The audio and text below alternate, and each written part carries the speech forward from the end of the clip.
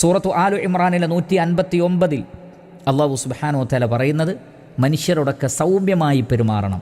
നബി സല്ലല്ലാഹു അലൈഹി വസല്ലമയോട് പോലും അള്ളാഹു പറയുന്നത് ഫബിമാ റഹ്മത്തിൻ മിനല്ലാഹി ലിൻത ലഹും, അള്ളാഹുവിൻ്റെ കാരുണ്യം കൊണ്ടാണ് താങ്കൾ അവരോട് സൗമ്യമായി പെരുമാറുന്നത്. വലൗ കുൻത ഫല്ലൻ ഗലീദൽ ഖൽബ് ലൻ ഫദ്ദൂ മിൻ ഹൗലിക്, താങ്കൾ പരുഷ സ്വഭാവിയും കഠിന ഹൃദയനുമായിരുന്നെങ്കിൽ ജനങ്ങളൊക്കെ താങ്കളിൽ നിന്ന് അകന്നു പോകുമായിരുന്നു.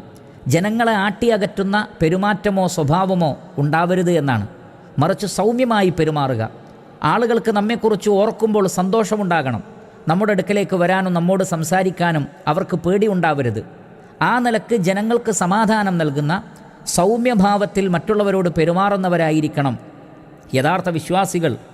എങ്കിലേ ജനങ്ങളുടെ സ്നേഹവും ശ്രദ്ധയും പരിഗണനയും പിടിച്ചുപറ്റാൻ സാധിക്കുകയുള്ളൂ എന്നാണ് അല്ലാഹു സുബ്ഹാനഹു വ തആല നമുക്ക് മനസ്സിലാക്കി തരുന്നത്. അതുകൊണ്ട് തന്നെ പ്രിയപ്പെട്ട സഹോദരങ്ങളെ,